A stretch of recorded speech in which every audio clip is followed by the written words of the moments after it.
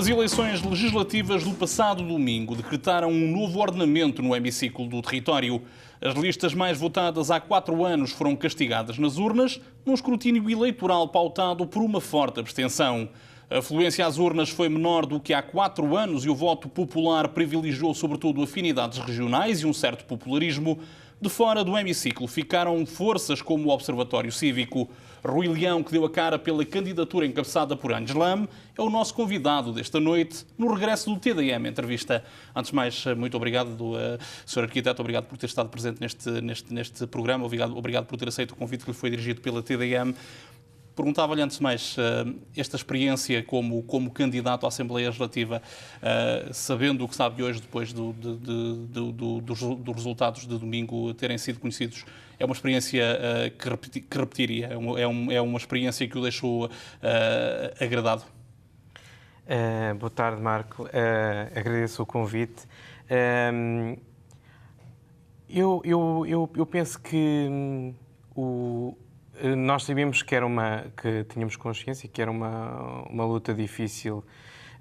Houve realmente muitas surpresas. A gente não era difícil saber a medida da mudança, mas eu acho que o Observatório Cívico é um projeto que tem um sentido de continuidade, de acompanhar e, portanto, não estou absolutamente arrependido, porque não era... Claro que tínhamos um objetivo muito concreto nestas eleições, de colocar Ângeles Lame na Assembleia, mas o Observatório, com certeza, que continua a fazer todo o sentido que fazia antes das eleições e que fazia há 4 anos. O objetivo, como dizia, era sobretudo colocar Ângeles Lame na Assembleia Legislativa. A eleição do Rui, que era terceiro candidato, nunca esteve verdadeiramente em perspectiva, digamos assim.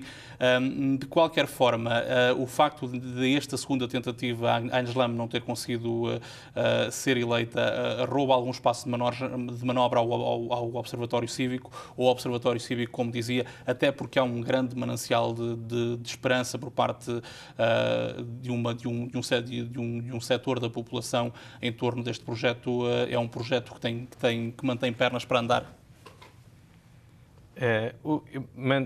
Mantém-se na sua qualidade, na sua atividade de observar e de acompanhar o desenvolvimento social e cívico de Macau.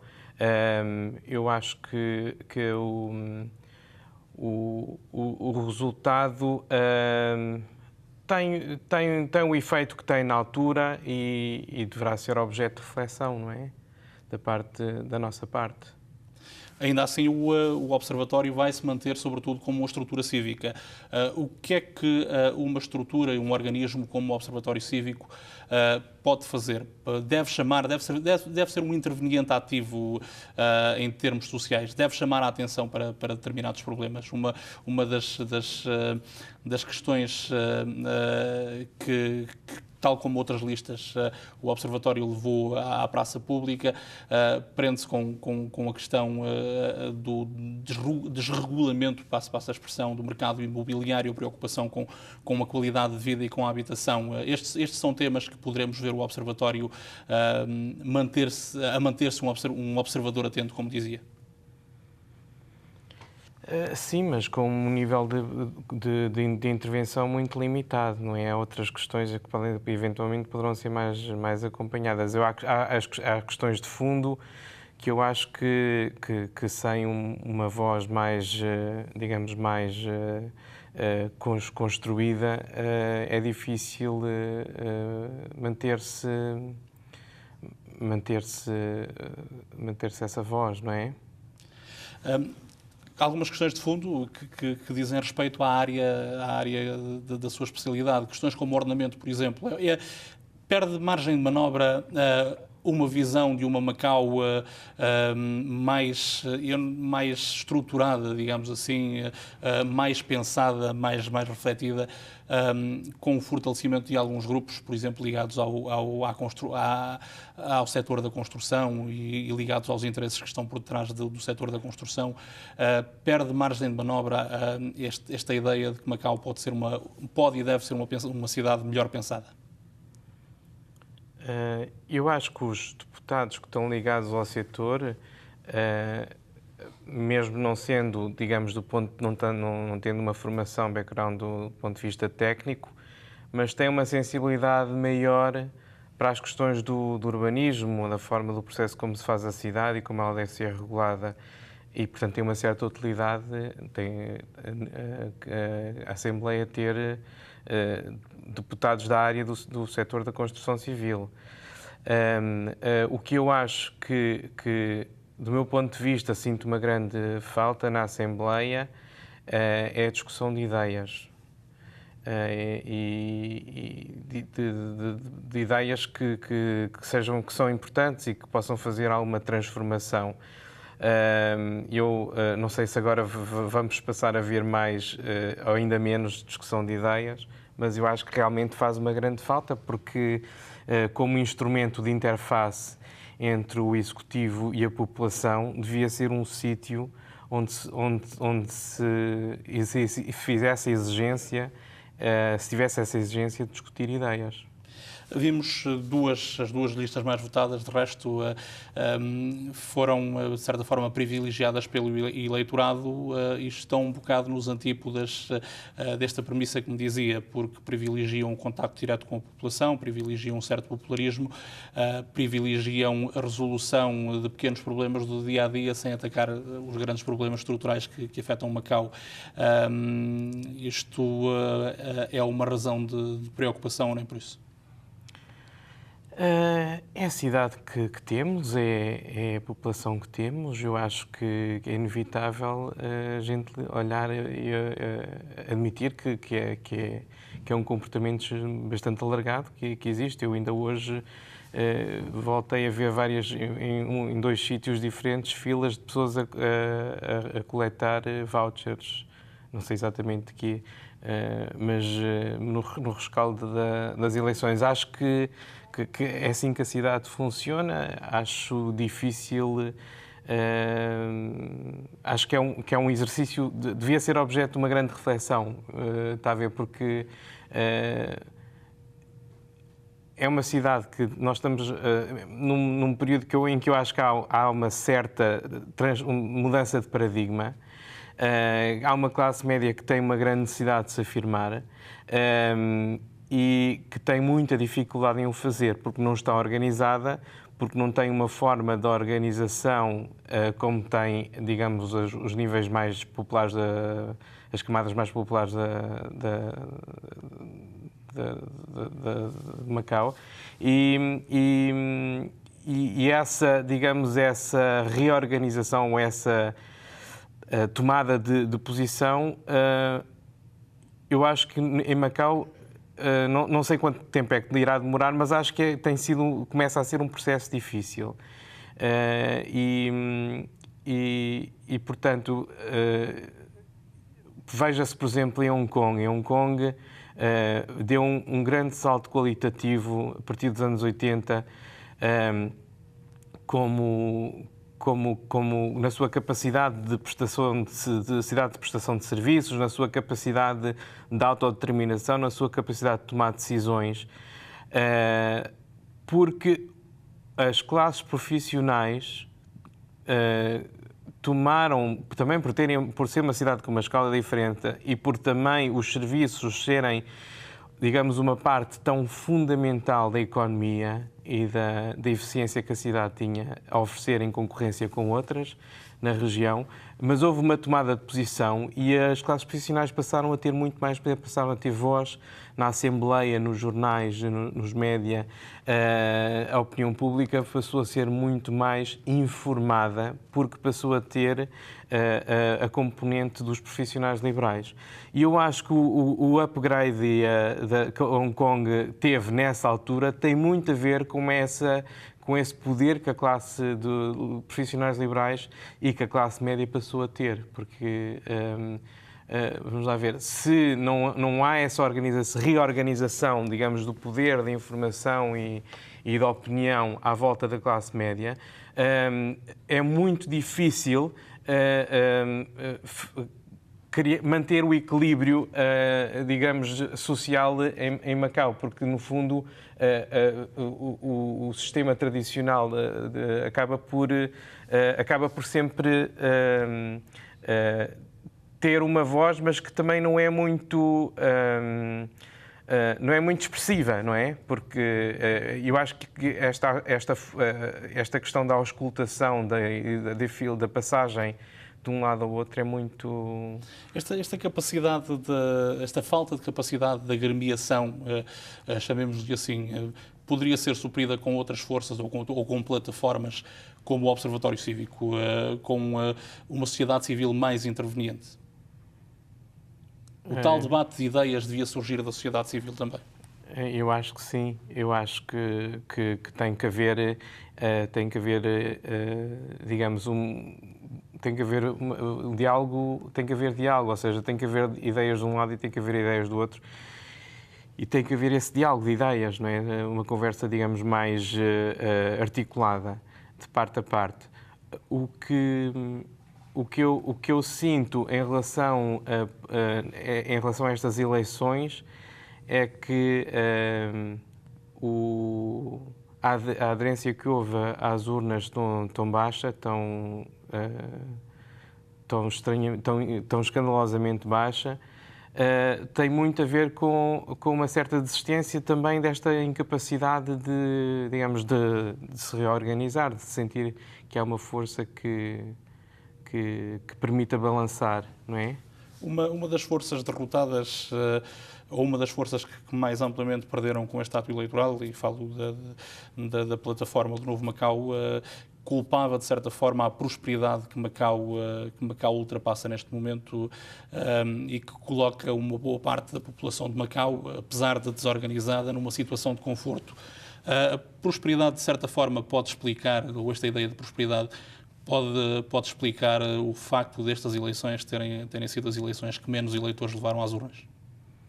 Eu acho que, em parte, sim. Eu acho que há com certeza vários fatores que se acumulam e que criam essa circunstância que observamos no domingo.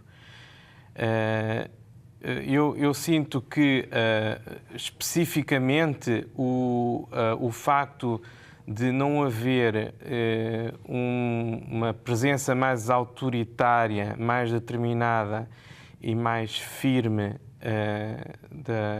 da Comissão Eleitoral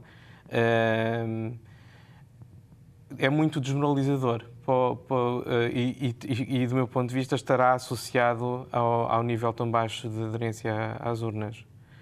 Isto em conjunto com os pequenos escândalos que rodeiam sempre os actos eleitorais, para quem, como é o caso do Observatório Cívico, se propõe a fazer o tal debate de ideias de que fala e concorrer de uma forma o mais limpa possível, como é que se reage a esta opção pelo popularismo? Concorre-se sempre já em desvantagem? Concorre-se logo em desvantagem. A Agnes Lam, por exemplo, a maneira como a lei eleitoral está feita, ela, desde que se iniciou o processo, ela desapareceu, porque não tinha maneira de aparecer, não sendo deputada, não tendo outros meios de se projetar nos média. Portanto, apareceu muito tardiamente no fim, mas eu acho que o que é preciso, e já tem vindo no rescaldo destas eleições, já temos ouvindo esse tipo de preocupação, é preciso fazer uma reflexão e fazer uma revisão profunda à lei eleitoral. Porque, da maneira como ela está feita, cria uma situações de grande compromisso, é bastante desmoralizador. Nem falo muito em relação às listas, mas eu acho que o que acaba por ter mais peso é o desmoralizar o eleitor a não participar. Nesse sentido, a lista do Observatório Cívico e principalmente a cabeça de lista Angelam, ela foi alvo de uma tentativa de denegrir a imagem dela e parece que tudo conta em Macau. O facto de terem sido colocadas algumas denúncias anónimas relativamente, poderá ter afetado os resultados de Angelam nas urnas ou o eleitorado de Macau é suficientemente capaz e suficientemente inteligente para reconhecer difamação quando ela surge? Eu aí acho que os meios de comunicação têm uma responsabilidade muito grande, porque, e não sendo jornalista, acho que quando recebe uma carta anónima no meio de um processo eleitoral que não se manifesta, que simplesmente procura criar imensa poeira, é preciso ter imenso cuidado, porque acaba por... Não foi só a Agnes Lamb que foi vítima disso, houve vários... o Paulo Rega até lhe chamou a campanha negra, não é? Acho que são coisas que vão acontecendo e que têm que ser geridas da melhor maneira também pela imprensa, porque, como é óbvio, é difícil durante o ato eleitoral uma pessoa tomar posição em relação a essas situações, não é? Porque está muito vulnerável. Está muito exposta e muito vulnerável. Não houve garantias absolutamente nenhumas dadas por parte da Comissão para os Assuntos Eleitorais da Assembleia Legislativa que este tipo de actos de difamação seriam devidamente investigados. A Comissão para os Assuntos Eleitorais foi também uma grande mácula nestas eleições. Eu acho que, em relação às instituições do governo, certo tipo de instituições e certos momentos, eu acho que o governo devia assumir muito mais autoridade. Primeiro, porque tem maturidade para isso. E segundo, porque é aí que, como árbitro, que se pode começar a fazer esse exercício de transformação e de criar condições para as instituições funcionarem, para as pessoas se sentirem civicamente responsáveis, porque podem se identificar com alguém que está a ter um papel mais autoritário, mais afirmado. Eu, por exemplo, nesta questão da Agnes Lamb, que no fundo não era nada, era uma tentativa de criar um tropeção, uma rasteira, mas foi extremamente... Eu senti que era muito importante, por exemplo, a maneira como a Universidade de Macau se manifestou rapidamente e desfez a coisa, o balão, dizendo que era uma coisa perfeitamente legítima, feita dentro do âmbito dos parâmetros da instituição e com o devido mérito. O Observatório Cívico posiciona-se, ou sempre se posicionou no chamado campo pró-democrático, uma posição moderada, mas uma posição que defende a liberalização progressiva do sistema político de Macau. O campo pró-democrático acaba por sair, de certa forma, debilitado destas eleições, não perde como era hábito para um campo mais tradicional, perde para interesses privados e para um certo popularismo. Isto pode significar um passo atrás neste processo de liberalização que ainda não sabe muito bem onde poderá desaguar, poderá significar, de certa forma, um mau sinal para Pequim, passa a expressão.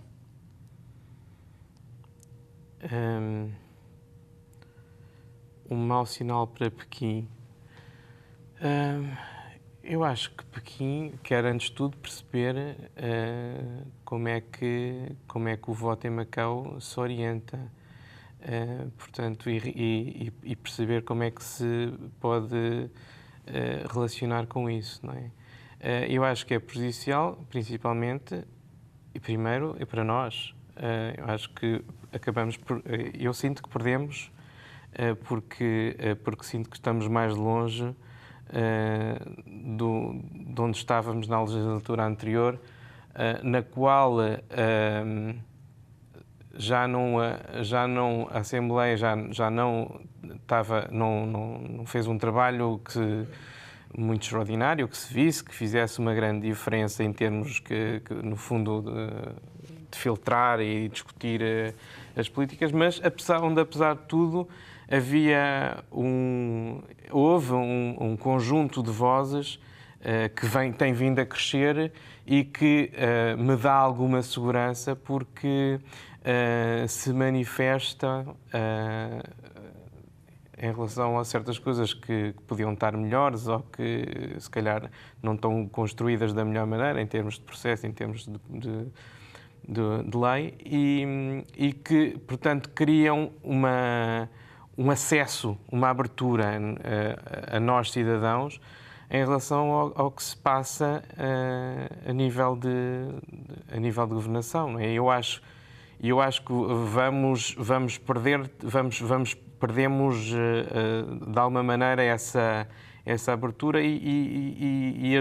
porque eu acho que é importante haver vozes que mantenham alguma independência, porque nós também fazemos a nossa leitura dos factos de acordo com as diferentes vozes que estão na Assembleia, não é?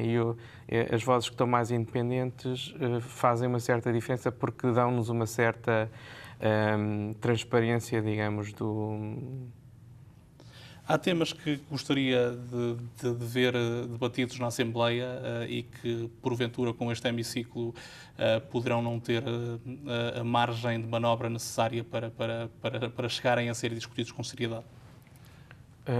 Isso vamos ver, não é? Sim, é demasiado cedo ainda mas a verdade é que, como dizia, de certa forma, houve uma perda de independência face ao governo e face a um posicionamento, eu diria, menos pró-establishment, passa a expressão inglesa.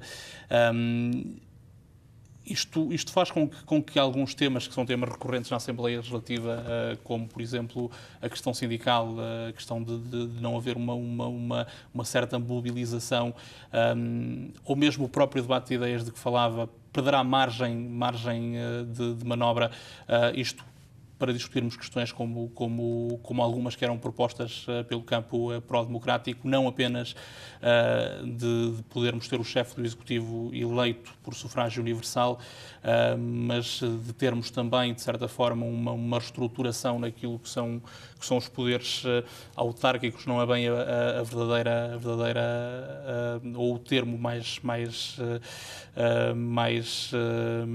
certo, mas os poderes municipais de Macau. Havia algumas listas que propunham uma retransformação ou a recriação de câmaras municipais sem poder efetivo, mas ainda assim uma transformação na forma como é organizado e gerido o próprio espaço da cidade. Isto são questões que poderão desaparecer da agenda política.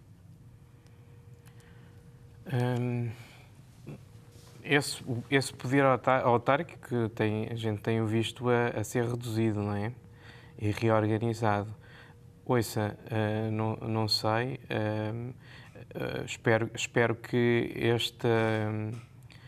estes 4 anos na Assembleia seja mais propositiva e a gente possa assistir a mais propostas realistas e fazíveis a serem apresentadas pelos deputados, e que se criem mais condições para eles poderem trabalhar não só a nível de apreciação de processos, mas também a nível propositivo. Eu acho que isso faz muita diferença. Com o bulício das eleições, houve algo importante que aconteceu na semana passada e que acabou por não ter grande destaque, que foi a atribuição por parte da Unesco dos prémios para esta região da Ásia-Pacífico de conservação. O arquiteto Rui Leão esteve no júri que atribuiu alguns dos prémios, que atribuiu estes prémios. Estes prémios visam países como a Tailândia, mas também como o Afeganistão e como o Paquistão, que são países que relacionamos empiricamente com instabilidade política, com instabilidade social. O facto de termos projetos premiados no Afeganistão, por exemplo, ou no Paquistão também,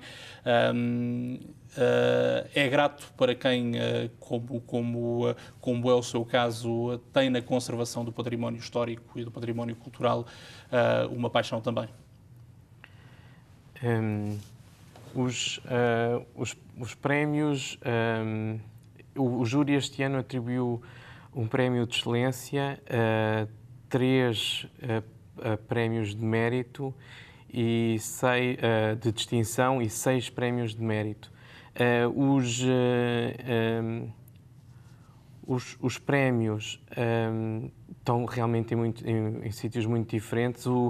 Os projetos que foram premiados, por exemplo, no Afeganistão, que foi um prémio de distinção para um centro de formação, é um edifício que foi recuperado uma espécie de uma habitação de um clã que estava abandonado, foi recuperado, está no meio de uma zona completamente destruída e, portanto, faz parte de um processo de reconstrução da cidade, do país, que é muito extraordinário, porque corresponde a um investimento muito grande que foi feito. Os prémios, em geral, têm todos um grande significado social e cultural. O prémio de excelência foi atribuído à recuperação de uma stupa em Bangkok. A stupa são umas estruturas religiosas reliquiários e que são construções muito tradicionais. Esta stupa em particular, que é a Praia Bomatat, tinha uma coluna central, porque é uma estrutura em forma de meio círculo. Tinha a estrutura central a cair, estava tombada, e a recuperação foi realmente muito particular, porque eles introduziram uma estrutura metálica dentro para segurar todo o edifício em tijolo, mas nem sequer endireitaram a alma, porque ela era uma estrutura frágil em tijolo, às vezes é destruída, mas ficou lá, e eles deixaram exatamente aquilo como estava caído e só asseguraram o interior. E tem um reboco tradicional que normalmente não é mantido, são estruturas que não podem ser pintadas. Há muitas na Tailândia e na Indochina que estão em interiorização porque não são mantidas de uma maneira tradicional. Portanto, e aqui é um exemplo onde toda a recuperação foi feita extremamente bem, exemplarmente bem, e promovida pelo próprio templo. E isso é muito importante porque é uma forma de se poder assegurar melhor que todas as stupas tenham uma recuperação mais eficaz, não é? Do ponto de vista do trabalho de um arquiteto, este é provavelmente um dos mais exigentes e um dos mais satisfatórios também, porque este trabalho de conservação é um tipo de trabalho que exige minúcia, mas também exige uma capacidade de leitura que possa salvaguardar a própria história e a própria alma do edifício. É reconfortante para um arquiteto ser convidado a procurar manter por não sei quantas mais gerações um determinado complexo patrimonial. É porque é um exercício bastante diferente do projeto corrente, porque é um diálogo com a história do edifício e é um exercício também principalmente um exercício de compreensão do lugar, de compreensão de como é que as pessoas vivem e usam o edifício, de compreensão do que é que do que é que o edifício precisa, ou seja, é um exercício de maturidade, porque não tem muito a ver com o que nós queremos ou com o que a gente possa desejar e com a nossa projeção sobre o ato de projetar, tem mais a ver com o observar, com o perceber e construir a partir dessa leitura. Curiosamente, o prémio pelo qual o Rui foi distinguido há um ano, uma comenda especial do júri, este ano não foi atribuído. Não foi atribuído, o júri decidiu não atribuir, tem esse direito e não o atribuiu. Eu despedia-me com uma última questão e recuperando, de certa forma, o grande tema que eu trouxe cá, as eleições deste último domingo, dizia há pouco que não se arrepende desta experiência no Observatório Cívico. Eventualmente seria uma experiência a repetir. Teremos, se um convite for endereçado no futuro com um projeto consubstanciado também, Rui Leão poderá voltar a candidatar-se a um lugar na Assembleia Legislativa, ou o facto das contingências do sistema político do território não permitirem, de certa forma, uma Assembleia mais forte, pode ter o seu peso? Eu acho que é muito cedo, eu acho que acho que é um período, agora existe um período de uma certa reflexão do que isto tudo quer dizer e quis dizer em termos do processo eleitoral, em termos do resultado e tudo mais. Também acho que é um bocado cedo porque não estou a pensar nisso, não pensei nisso. O que eu acho que a razão principal que eu tomei parte e que me envolvi tão ativamente é porque me tenho vindo a perceber estes últimos anos que neste processo pós-colonial, nesta nossa presença século XXI na China, nossa comunidade portuguesa, que estamos aqui e sempre tivemos de uma maneira tão enraizada e tão convicta, mas de repente é como se nos tivessem tirado o tapete debaixo dos pés. E eu acho que nós, nestes primeiros 10 anos, cada um de nós à sua maneira, mas reagimos muito bem, encontramos o nosso lugar, fomos questionando, fomos percebendo o nosso papel, a nossa valorização de estar a valorizar, a perceber a nossa presença aqui em Macau e aqui na China. E eu acho que temos que continuar a fazer esse exercício, porque eu acho que há realmente um papel que nós temos a desempenhar aqui, que não é apenas dito como propaganda. Há uma especificidade que Macau tem, que tem a ver com uma simbiose, com uma maneira de estar que esta cidade proporciona, que tem a ver não só connosco, mas com todo o património e herança que nós fomos depositando nesta cidade. E, no fundo, nós, de alguma maneira, não um bocado caricata, mas somos uma extensão do património.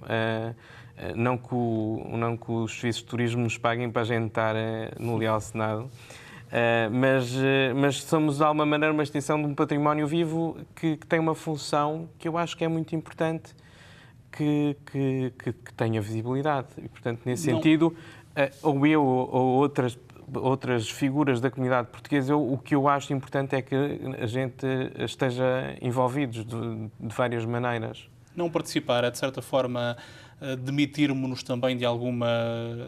Quando digo demitirmos, falo da comunidade portuguesa, o não participar ativamente é, de certa forma, demitirmos também de algumas das nossas responsabilidades.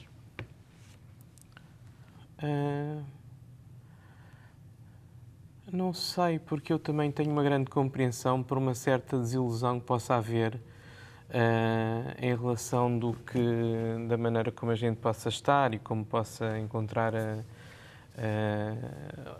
como nos possamos identificar com a maneira como o sistema funciona, não é? Eu percebo que se possa preferir estar num sítio mais fofo, mais confortável, mais desassociado. E eu acho que nesta altura, em 2013, isso é com certeza uma característica que a gente tem em conta pela comunidade portuguesa. Eu julgo que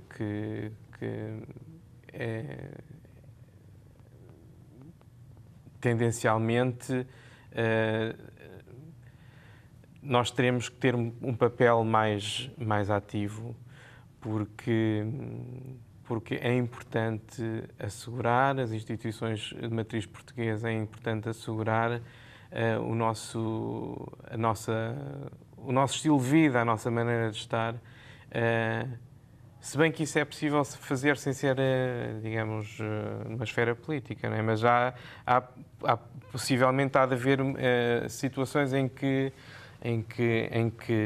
isso não se mantenha. Então, eu acho que a sociedade e a política é um bocado como a agricultura. Tem que, se o camponês não vai cavar a terra todos os dias e lhe pôr água e revirá-la e arejá-la e tudo mais, ela deixa de ser fértil e, portanto, nesse sentido, eu acho que nós, a comunidade portuguesa, já temos um nível de alerta bastante elevado, porque temos uma preocupação em que as nossas instituições e a nossa presença seja reconhecida, mas pronto, acho que é um exercício cotidiano, não é? Fica então esse alerta, essa visão. Obrigado, Rui, por ter aceito este convite que lhe foi dirigido pela TDM. Quanto a si que nos acompanhou a partir de casa, o nosso muito obrigado pela sua preferência. O TDM Entrevista regressa como é habitual na próxima terça-feira, com um novo tema e um novo convidado.